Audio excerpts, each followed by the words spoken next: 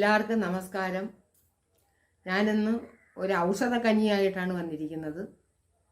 അതായത് നമുക്ക് ഈ പനി, ജലദോഷം ഇങ്ങനെ ഒക്കെ വരുമ്പോഴും ഉണ്ടാകുന്ന ശരീരം വേദന മാറിക്കിട്ടാനും, ശ്വാസകോശത്തിൽ കെട്ടി കിടക്കുന്ന കഫം പുറത്തു പോകാനും, കുടലിനെ ശുദ്ധീകരിക്കാനും, നല്ല മലശോധന കിട്ടാനും, നല്ല സുഖനിദ്ര കിട്ടും.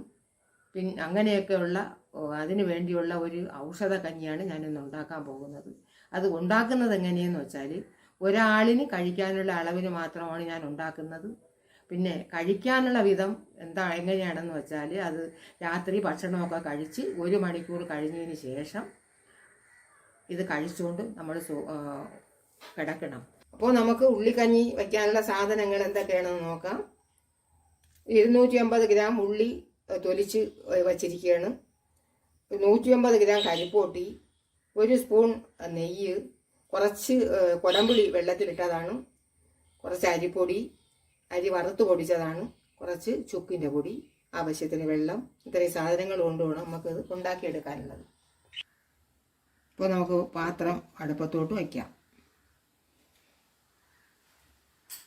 ആദ്യമായിട്ട് കുറച്ച് നെയ്യ് നമുക്ക് ഈ പാത്രത്തിലോട്ട് ഒഴിക്കണം. നിങ്ങൾ വളരെ ശ്രദ്ധിച്ച് ഇത് കാണണം, കാരണം ഇതൊരു മരുന്ന് ആണ് നമ്മൾ ഉണ്ടാക്കുന്നത്.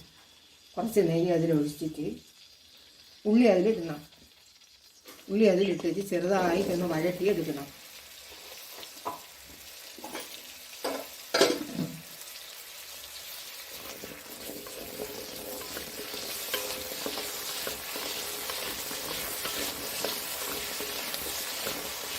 നമ്മളെപ്പോഴും ശ്രദ്ധിക്കണം, മരുന്നുകളൊക്കെ ഉണ്ടാക്കുമ്പോൾ പ്രത്യേകം ശ്രദ്ധിച്ച് വേണം നമ്മളത് കൈകാര്യം ചെയ്യാനുള്ളത്.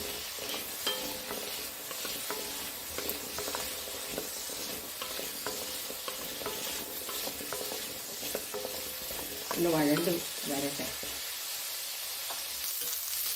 അപ്പോൾ നമ്മളത് ഒരു 3 മിനിറ്റ് നേരം വഴറ്റി. അപ്പോൾ നമുക്കതൊരു വേറൊരു പാത്രത്തിലേക്ക് മാറ്റാം.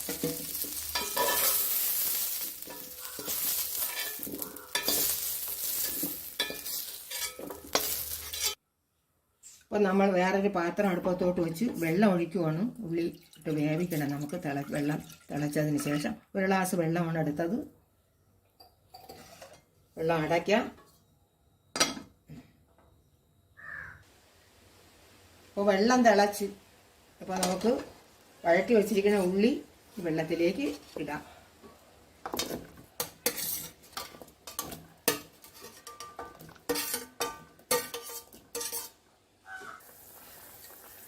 ഒരു സ്പൂൺ കൊടംപുളിയുടെ വെള്ളം നമുക്ക് ഇതിനകത്തോട്ട് ഒഴിക്കണം.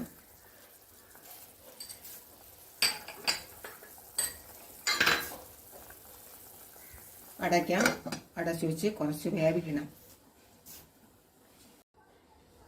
അപ്പോൾ നമുക്ക് ഉള്ളി വെന്താന്ന് നോക്കാം. ഉള്ളി വെന്താന്ന് നോക്കി.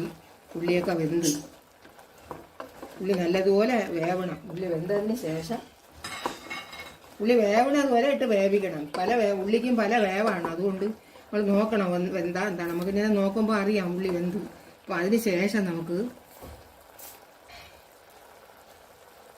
കരിപ്പോട്ടി പഹണിയാക്കിയത് ഇതിലെടുത്ത് ഒഴിക്കാം. അരിച്ച് വച്ചിരുന്നതാണെങ്കിലും അതിന് ശേഷമെങ്കിലും മട്ടിയുണ്ട് അതിൻ്റെ അടിയിൽ. നല്ലതുപോലെ ഇനി നമുക്ക് അടക്കിയൊന്നും വേണ്ട.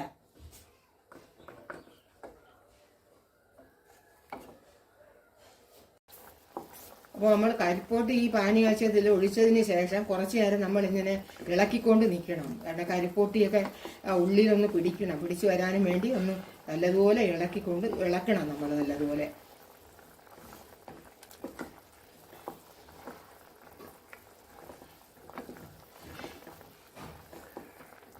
മരുന്നും കൂടെ അല്ലേ. അപ്പോൾ നമ്മൾ പ്രത്യേകം ശ്രദ്ധിക്കണം. ഇങ്ങനെയുള്ള കാര്യങ്ങളൊക്കെ നമ്മളെടുക്കുമ്പോൾ പ്രത്യേകം ശ്രദ്ധിച്ച് വേണം ഓരോന്നും ചെയ്യാനുള്ളത്. അപ്പോൾ നമുക്ക് അടുത്തതായിട്ട് എല്ലാമൊക്കെ ഒന്ന് കുറുവിയൊക്കെ വന്നിട്ടുണ്ട്. ഉള്ളിയും അരിപ്പൊട്ടിയൊക്കെ ആയിട്ടൊന്ന് യോജിച്ചൊക്കെ വന്നിട്ടുണ്ട്. ഇനി നമുക്ക് ഇതിന് ഒരു 2 സ്പൂൺ അരി വറുത്ത് പൊടിച്ചത് ഞാൻ നേരത്തെ കാണിച്ചു തന്നില്ലോ. അപ്പം അത് നമുക്ക് ഇതിലിടാം. ഇളക്കണം. അരി വറുത്ത് തന്നെ പൊടിക്കണം. പച്ച മാവൊന്നും ആരും ഇട്ടളയല്ലേ. ഇതൊന്നുകൂടി കുറി വരണം.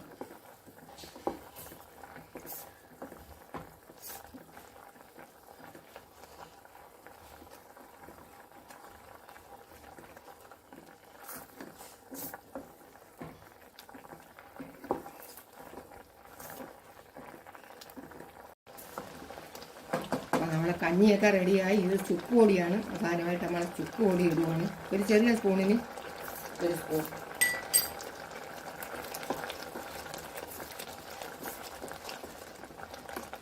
അപ്പോൾ നമുക്കിനി സ്റ്റൗ അണയ്ക്കാം. സ്റ്റൗ അണച്ച്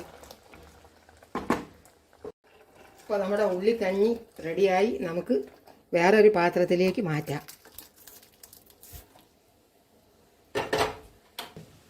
അപ്പോൾ നമ്മളെ ഉള്ളി കഞ്ഞി റെഡിയായിരിക്കുവാണ് ഇവിടെ. ഇപ്പോൾ എല്ലാവരും ഇതുപോലെ ഉണ്ടാക്കി കഴിച്ചു നോക്കണം.